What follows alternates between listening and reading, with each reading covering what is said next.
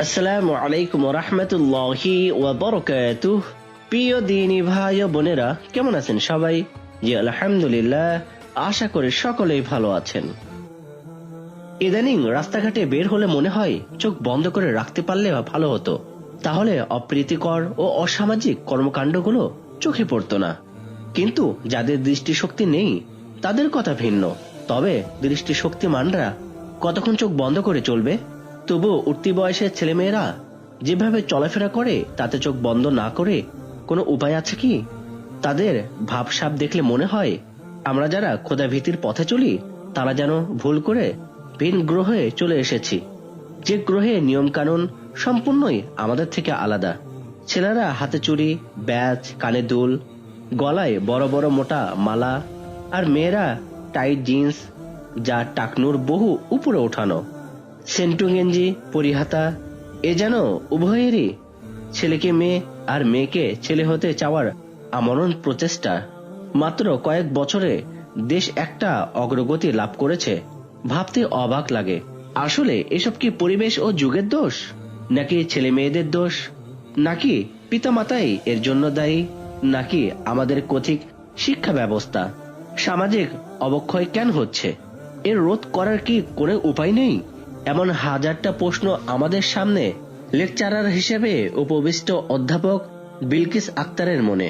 তিনি শুনিয়ে চলছেন আমাদের, তুলে ধরছেন এই বিষয়ের উপর নিজের রিসার্চ করা বিষয়গুলো, যাতে শিক্ষার্থীদের এই উগ্র জীবন ব্যবস্থায় কিছুটা শিথিলতা আসে। আমাদের ক্লাসের একজন আজ ম্যামের সামনে এমন পরিস্থিতিতে ধরা পড়ায় ম্যাম রেগে গেছেন, তাই আজ লেকচারে এই বিষয়ে আলোচনা হচ্ছে। ম্যাম বলছেন, আমরা নির্বাক হয়ে শুনছি। আজ অলিতে গলিতে, পার্কে, স্কুলে, কলেজে, ভার্সিটিতে সর্বত্রই যেন প্রেমের ছড়াছড়ি। তারপরও কি সমাজে সত্যিকার ভালোবাসা আছে, যে ভালোবাসার টানে দীর্ঘ রক্তের সম্পর্ককে অস্বীকার করে বেরিয়ে যাচ্ছে অল্প পরিচিত মানুষটার হাত ধরে? সেখানেই কিবা নিজেকে পারছে সুখী করতে, মরীচিকার মতো ছুটেই চলেছে ভালোবাসার নামের অলীক বস্তুকে আপন করে পাওয়ার জন্য। ছেলেমেয়েরা আজ অব্যর্থভাবে চেষ্টা চালিয়েও ব্যর্থ হচ্ছে ভালোবাসার রঙিন প্রজাপতিকে ধরতে। আজ সমাজে ভুল পথে ভালোবাসা খোঁজার ভুল প্রচেষ্টাকে কেন্দ্র করে আমার আজকের লেকচার। প্রেম কি? নারী ও পুরুষের মাঝে যে সম্পর্ক, তার নামই প্রেম। অথবা বিপরীত ধর্মী লিঙ্গ একজন আরেকজনের জন্য নিজের জান, নিজের বিশ্বাস ও অস্তিত্ব সঁপে দেওয়ার নামই প্রেম বা ভালোবাসা? আল্লাহ সুবহানাহু ওয়া তাআলা পবিত্র কুরআন মাজিদে ইরশাদ করেছেন, এবং তার নির্দেশ সমূহের মধ্যে একটি নিদর্শন হচ্ছে তিনি তোমাদের মধ্যে হতে তোমাদের জোড়া সৃষ্টি করেছেন। প্রেমের সংজ্ঞায় আল্লাহ রাব্বুল আলামিন আরো বলেছেন, তিনি আল্লাহ যিনি তোমাদেরকে জোড়া হিসেবে সৃষ্টি করেছেন যেন তোমরা একে অপর থেকে শান্তি ও আরাম পাও। দেখতে হবে আল্লাহ কুরআনের সাথীকে আওয়াজ নামে অভিহিত করেছেন। বহু কবি সাহিত্যিকরা তুলিতে প্রেমের বহু সংজ্ঞাদার করিয়েছে, কিন্তু আল্লাহ রাব্বুল আলামিন যে সংজ্ঞা দিয়েছেন তার চেয়ে কি কোনটা উত্তম হয়েছে? কখন হয় এই প্রেম? প্রেমের কোনো বয়স নাই, নাই কোনো রং। সব বয়সে প্রেমে পড়ার সময়। হ্যাঁ, ঠিক তাই। সাদা কালো, ভালো মন্দ কোনো কিছুই প্রেম নির্বাচন করতে পারে না। যে কেউ যে কোনো বয়সেই আজকাল যার তার সাথে প্রেমে পড়তে দেখা যাচ্ছে। এক দশক থেকে দেখা অবিবাহিত ছেলেরা 2 থেকে 3 বাচ্চার মায়েদের প্রেমে উন্মাদ হয়ে প্রায় নিজেদের সব বিলিয়ে দিচ্ছে। মহিলারা নিজ স্বামীকে ছেড়ে পরপুরুষের হাত ধরে নিরুদ্দেশ হচ্ছে। বালেগ হতে না হতেই প্রেমের সেঞ্চুরি সম্পূর্ণ হয়ে যাচ্ছে। আজকের সমাজে অবক্ষয়ের কারণগুলো বিলকিস ম্যাম আমাদের সামনে তুলে ধরছেন। প্রেমের সামাজিক অবক্ষয়। প্রেম সমাজে ত্রুটি, বিষাদ, দাহ পদার্থ, যা একটি পরিবারে অনুপস্থিত থাকলে পরিবারটি হয় বিষাক্ত। স্বামী স্ত্রীর প্রেমই একমাত্র ইসলাম অনুমোদিত, আর ইসলামের বিপরীত প্রেমের ফলে দেশ, সমাজ ও জাতি হয়ে উঠে বিষাদ। ইসলামের বিপরীত প্রেমের সয়লাভে আমাদের সমাজ আজ মাতোয়ারা। ফলে নৈতিকতার দিক থেকে ধীরে ধীরে আমরা হয়ে পড়ছি মেরুদণ্ডহীন কেঁচোর মতো এক প্রাণী। প্রেমের কারণে ভেঙে যাচ্ছে সংসার, সন্তানরা হচ্ছে দিশেহারা, পরিবারের অন্য সদস্যগণ হচ্ছে হেয় প্রতিপন্ন। লজ্জায় অপমানের শিকলে অনেক পরিবারকে সামাজিকভাবে করা হচ্ছে বয়কট। তোমাদের সামনে আরো কিছু পয়েন্ট তুলে ধরছি, বলে চলেছেন বিলকিস ম্যাম। আজ তার লেকচারের সকলেই যেন প্রাণ ফিরে পাচ্ছে। সকলেই তাকিয়ে আছে ম্যামের দিকে আর শুনে চলছে ম্যামের ভাষ্য। অবাধ মেলামেশা। ছেলে মেয়েদের অবাধ মেলামেশার ফলে প্রেমের ব্যাপক প্রসার ঘটেছে। আজকের আধুনিক শিক্ষা ব্যবস্থায় এর প্রধান আসামি। একসাথে চলাফেরা করতে উদ্যুক্ত করাই যেন এর মূল আকাঙ্ক্ষা। একসাথে চলাফেরা না করলে আবার তথাকথিত মুক্ত চিন্তাবিদের ভাষায় ছেলে মেয়েরা ব্যাকডেটেড হয়ে যায়। তাই তারা নিজেদের মতো করে সমাজটাকে সাজাতে গিয়েই আজকে ছেলে মেয়েদের এই অধপতন। বিবাহর পূর্বে প্রেমের হার দিন দিন বেড়েই চলছে। অবাধ নারী স্বাধীনতা কথাটা শুনলে মনে হয় নারীরা আগে পরাধীন ছিল, এখন তারা বহু রক্তের বিনিময়ে, বহু মা বোনের ইজ্জতের বিনিময়ে নারীরা স্বাধীনতা অর্জন করেছে। আসলে কিন্তু তা নয়। নারী পুরুষের সমান অধিকারের যেই দাবি এখন চলছে তা কিন্তু পুরুষের কলকাঠি নাড়ানোর কারণেই। নেপথ্য থেকে পুরুষেরাই নারীদেরকে স্বাধীনতা আদায়ের নামে বের করে এনেছে ঘর থেকে। বোকা নারীরা সেই সমস্ত পুরুষের হাতে নিজের সত্যিত্ব হারাচ্ছে। সব হারিয়ে যখন নিঃস্ব হয় তখনই বেহায়ার মতো পুরুষের মন খুশি করতে বলে বেড়ায়, নারীরা ঘরে থেকো না, বেরিয়ে এসো ঘর থেকে। আসলে লেজ কাটা শিয়াল কখনোই চায় না অন্য সব শিয়ালে লেজ থাকুক। সে চায় তার লেজ নেই বলে সকলে লেজ কেটে দলটি বড় করতে, আর এটাই শয়তানের রূপ। এ সকল নারীদের দিয়ে কুরুচির বহির প্রকাশ। কোমলমতি নারী সমাজকে করে তুলেছে স্বৈরাচিনীর রূপে। যখন নারীদের থেকে নিজেদের প্রয়োজন মিটে যায় তখন তারা নারীকে ছুঁড়ে ফেলে।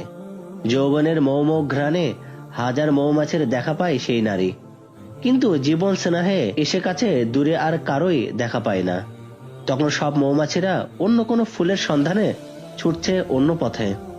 জীবনের শেষকালে থাকে না কোনো স্বামী সন্তান, থাকে না কোনো স্বজন। একা একা সেই সময়টা হাজারো দুঃখের পাহাড় মাথায় নিয়ে কালের সাক্ষী হয়ে দুনিয়া ছাড়ে তারা। মৃত্যুর সময় তার সেই কথিত মৌমাছিরাও ছি ছি করে জানাজায় লোকজনকে শরীক হওয়া থেকে বিরত রাখে।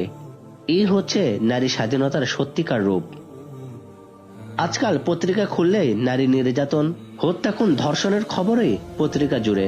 অথচ আমাদের মা চাচিদের আমলে দৃষ্টি দিলে দেখা যাবে নারী স্বাধীনতা কি তা ওনারা জানতেনই না, এখনো জানার চেষ্টা করেন না। অথচ ওনাদের জীবনগুলো কত সুন্দর, ভালোবাসায় ভরপুর তাদের সংসারগুলো। তখন ছিল না নারী নির্যাতন, ছিল না হত্যা, ছিল না ধর্ষণ। ফলে প্রেমের নামে কলঙ্ক মোচন করে তথাকথিত নারীরা কোনো স্বাধীনতা অর্জন করতে চায় তা কি আদৌ বোধগম্য? পরিবার থেকে অনেক দূরে বহু পিতামাতা আছেন যারা নিজেদের সন্তানদের সঠিক যত্ন নেওয়ার কথা কখনোই ভাবেন না।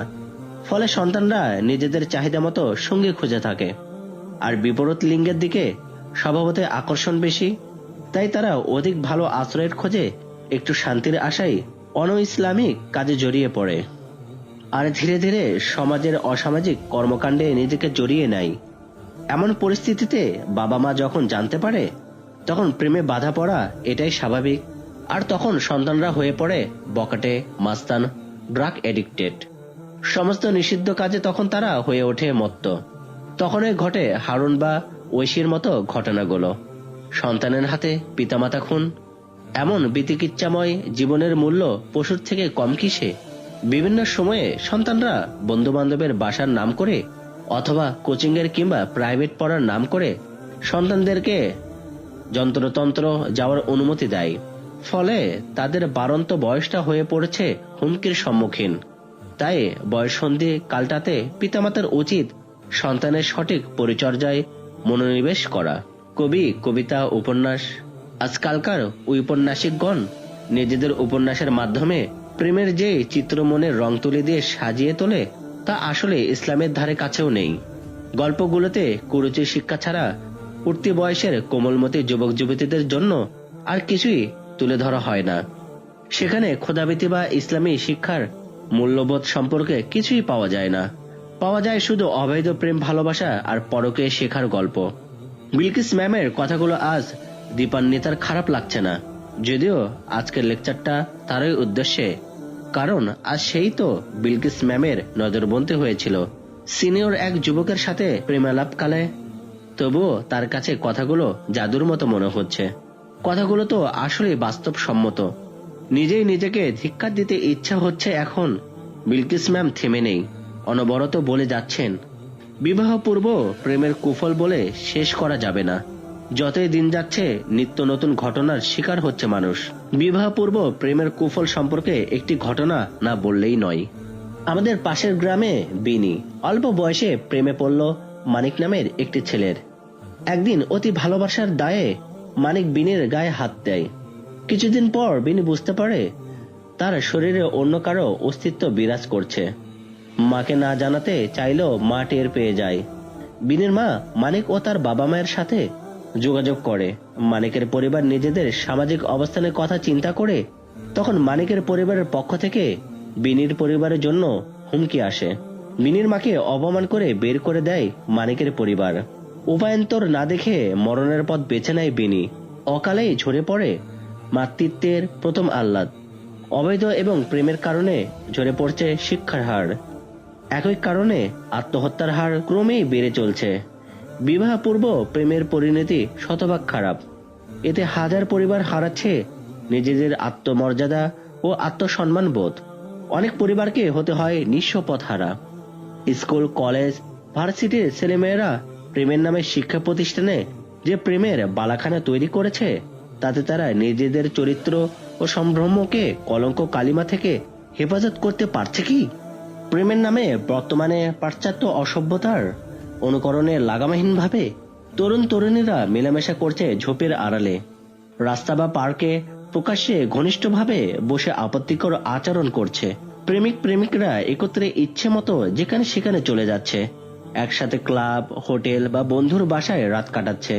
বেগানা দুজন নারী পুরুষ একত্রিত হলে শয়তান সেখানে তৃতীয় জন হিসেবে উপস্থিত হয়। বলা বাহুল্য, শয়তানের কাজেই হলো মানুষের মাঝে কুচিন্তা সৃষ্টি করা। এখন এর অনিবার্য কারণ হিসেবে রাস্তাঘাটে ডাস্টবিনে নবজাতক পাওয়া যাচ্ছে। নার্সিংহোমে গিয়ে গর্ভপাত ঘটাচ্ছে অপ্রাপ্ত বয়স্ক মেয়েরা। আর এগুলোই মোটা কালি দিয়ে পত্রিকাতে শিরোনাম করছে সাংবাদিকরা। আজ এসবের প্রধান কারণ হচ্ছে নারী স্বাধীনতার কথাই চলা। বর্তমান প্রচার মাধ্যম, টিভি চ্যানেলগুলো তার জন্য দায়ী। নায়ক নায়িকারা দুজন হাত ধরাধরি, মোলাকাত, আরো কত কি। এসব দৃশ্য দেখে উঠতি বয়সের ছেলেমেয়েরা প্রেমের আরো নানা রকম কায়দা শিখছে, যা কোনোভাবেই কাম্য নয়। ভবিষ্যৎ প্রজন্মকে এই দুরবস্থা থেকে রক্ষায় আমাদেরকে ভূমিকা রাখতে হবে।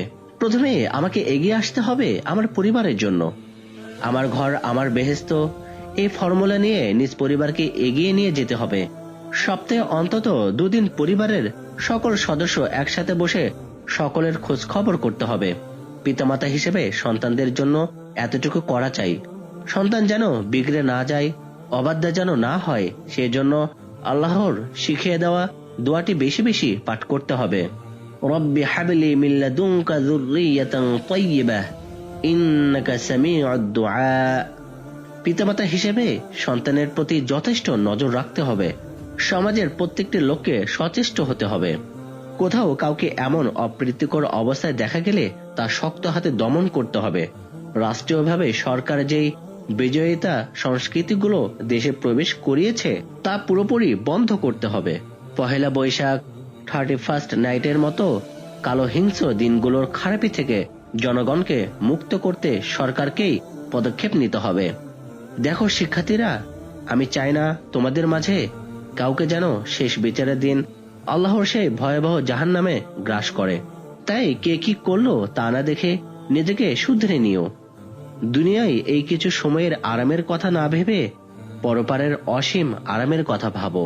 বিলকিস বেগমের আজকের এই লেকচারের দীপান্বিতা সহ আরো অনেক পথভোলা যাত্রী হয়তো পথ খুঁজে পাবে। আবার অনেকেই হয়তো নিষ্কয় বিমতলবী এক লেকচার হিসেবে ভেবে নিবে।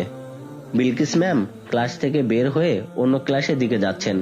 তখন পথে দীপান্বিতা ম্যামের সাথে দেখা করে বলল, ম্যাম, জানি আজকের লেকচার আমাকে উদ্দেশ্য করেই ছিল। আমি আজ থেকে আর কোনো পরপুরুষের সাথে দেখা তো করবই না, কথাও বলবো না। দীপান্বিতার কথা শুনে বিলকিস ম্যাম যেন আকাশে চাঁদ হাতে পাওয়ার মতো অবস্থা। দীপান্বিতার মাথায় হাত রেখে স্বস্তিতে নিঃশ্বাসে আলহামদুলিল্লাহ পড়লেন তিনি। আবার হাঁটতে শুরু করলেন গন্তব্যের দিকে। ইনশাআল্লাহ। সম্মানিত প্রিয় দ্বীনি ভাই ও বোনেরা, আমরাও এই কথাগুলোর উপর আমল করে আমাদের জীবনটাকে আর সুন্দর করে গড়ে তুলি এবং এই দুনিয়ার গুনাহের মোহ থেকে ফিরে এসে ইসলামের সুশীতল ছায়ে আশ্রয় নিয়ে জীবনটাকে আরো আরো সুন্দর করে গড়ে তুলি। সকলে বলি আমিন। ওয়া আখিরি দাওয়ানা আলহামদুলিল্লাহি রাব্বিল আলামিন। আসসালামু আলাইকুম ওয়া রাহমাতুল্লাহি ওয়া বারাকাতুহু।